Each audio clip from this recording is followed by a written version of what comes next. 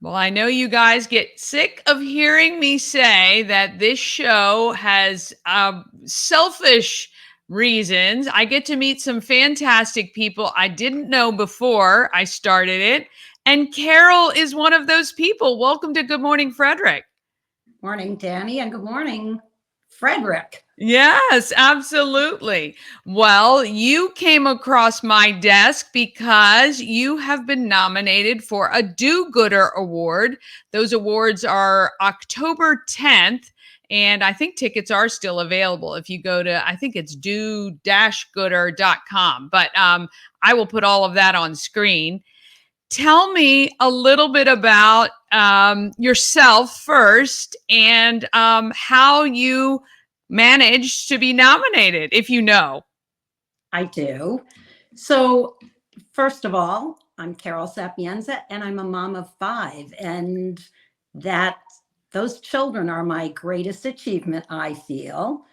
Um, Besides that, my husband and I had moved up to Brunswick from Leesburg 3 years ago to a lovely community in Brunswick. And we started to walk our dog every day. And I would notice that, oh, there's some trash on the ground. And at first it was just, oh, let me just pick this up. And let me just get that. And it became a daily habit. And I suppose that's because A, I was brought up that way. B, it felt good to make the community look better.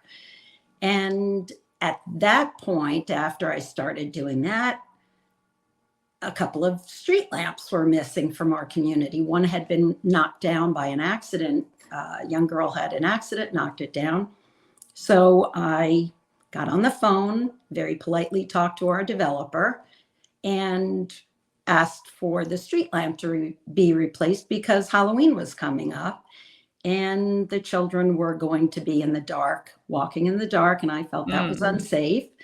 And they agreed with it. So a couple of street lamps were put up in kind of record time, I guess, for the developer, according to what other people are saying.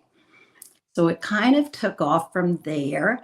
And that Halloween, because when we lived in Leesburg, we did not used to get kids coming to our house. Our homes were kind of rather far apart from each other. So kids don't come to those homes.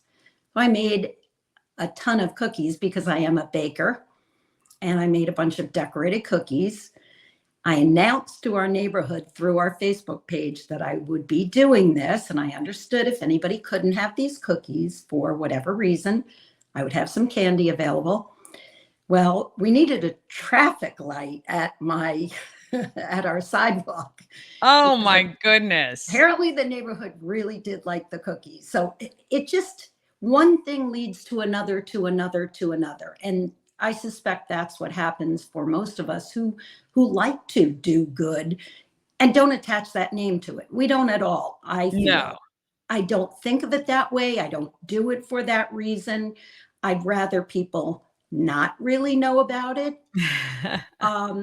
because I'm not doing it for that reason. It I almost know. it almost feels like you're cheating if people find out about it.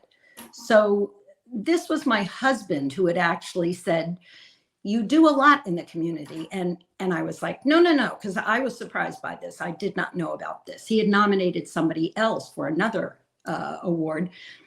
And so I was quite surprised by this. Oh.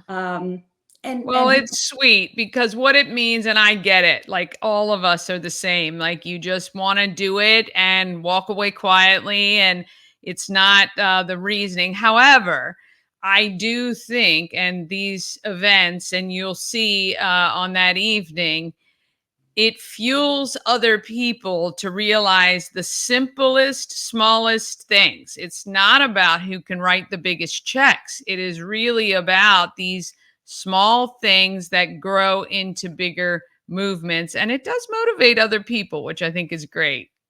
That is always a good thing. Always. We've also started because of COVID, and we moved here a year after COVID had started.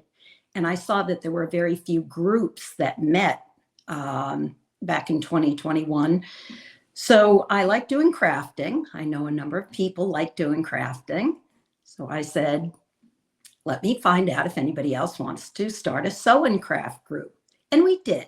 And we Ah, meet every other Tuesday in our community center, and the group is growing, and people come in and out of it occasionally. But I also felt we needed to do a craft fair then, because why not showcase these things that people were making? And it's not, they're not making a ton of money. That's not why they're doing it. It just gives us a good feeling. And it does bring the community together twice a year. We do it the day before Mother's Day and right before Thanksgiving. So that has expanded.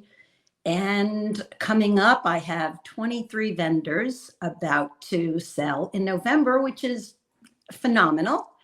And then our community comes and people are like, oh, I didn't know you had a sew and craft group. So by extension, this just builds and builds. And it's wonderful to see the yeah. appreciation. Yes, yes. And well, first of all, you have to send me all your dates so I can put them on our Everything Frederick calendar so I Love can to. let everybody else know. But the other thing that you're doing, and unintentionally, or maybe part of it, is building a community of people who know one another, they look out for one another, and who doesn't want to live in a neighborhood where you know your neighbors, you know you can experience stuff with them, become close with them. I think it is phenomenal. And how fun that you now have like this whole thing going. I love it. Thank you. It is fun. You can come down and join us if you'd like. I You send me the dates and I am there. No problem at all. Excellent.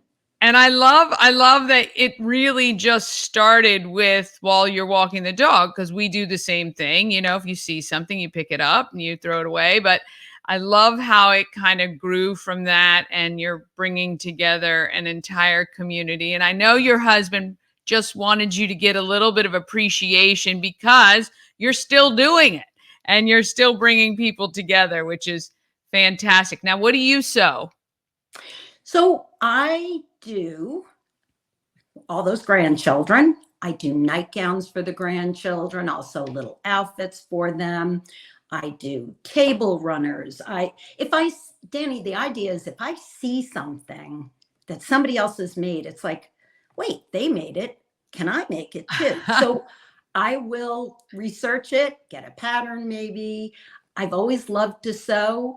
Crafting, I never thought I was creative, but a lot of people because I do cakes and cookies, a lot of people say this is your creativity, which I love Mm. because in art, I didn't do so well back then. I can't paint, but Oh, I can paint with royal icing and buttercream. well, let me just tell you, that skill, I can't even, I've tried to do the close to almost ready to go. All you have to do is, I can't do it. So, and I see them and they make it look so simple. So, yeah, I might have to come check that out when you're making cookies one day too. You can definitely do that. I will hold a little class for you and Oh, you'll see yeah. how incredibly simple it can be. Yeah, I love it. I love it. Well, look, Carol, we think you're a gem. We are so honored you've made Frederick County your home to your, and, hope that your children and your grandchildren, when they visit, are they all still close in the area?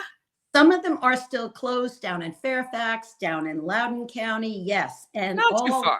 all who are away are looking to come back because this Yeah. area is just phenomenal. And we do absolutely love Maryland for your parks, for the vistas that you can be somewhere and 360. You see mountains around you. From here up to Frederick is gorgeous. I hope the farmland stays. We love it here Yeah. and we're just enjoying Maryland and especially Frederick County. Well, and we are enjoying you, and we can't wait for more of your craft shows, and who knows what's next for you coming on the horizon. And we will see you on October 10th at the Do Gooder Awards. You will. Thanks so much, Danny. Appreciate it.